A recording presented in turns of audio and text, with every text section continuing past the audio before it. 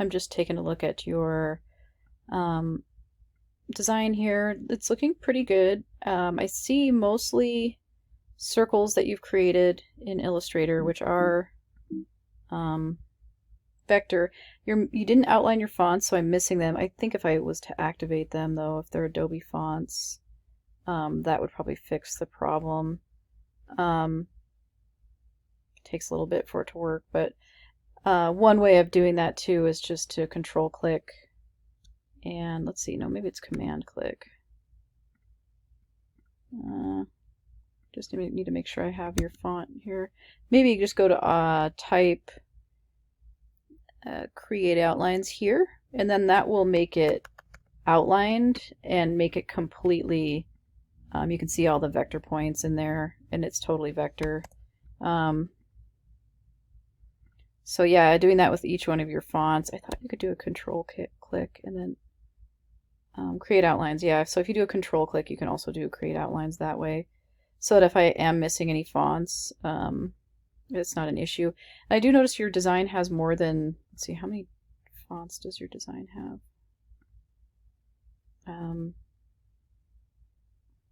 You might be using 2 fonts here. Let's see, that's the wrong thing to be looking at. So you have 1 font here, 1 here, here. Let's see, this is a different one here. So one of the things you need to watch out for is just using 2 fonts. So maybe a decorative type font, like maybe this one if you're liking that. And then maybe just something a little bit more simple to pair with it. So think about doing a font pair, and try not to go over 2 different types of font. 3 at the very most, which I know you did 3 here, but they're all kind of different colors. They all have different stroke colors, and it's just a little bit too much variety in your fonts and the colors and how you're treating them, to where it's just not looking as clean as it could. And then, you know, as far as this goes, I feel like it maybe was a little rushed. I think you did this in Illustrator or in Photoshop, which so it's not primarily, you know, done in Illustrator. Plus your head is a little bit cut off awkwardly. I mean, maybe a little bit of Photoshop work up there to kind of get that to fill out would have been kind of a nice detail. And honestly, I think the image of you is very strong. You could really showcase this as your main image. And I do like the fact that you added in some facts. But maybe, you know, just going with 1 and then focusing on, you know, this powerful image of yourself. Although this is like this isn't vector, so that doesn't really, but you can, if you're in Essentials Classic, you can select, you know, an image brought in from Photoshop and do an image trace on it. And there's all sorts of different options here under image trace. So let's say I wanted to do maybe 3 colors. I'll push OK. Takes a little bit for it to kick in and work. 3 colors might not be enough colors. You can do 16 as well, or try different treatments. But we can actually give this a little bit of time to work, and it's actually a kind of a 2-step process.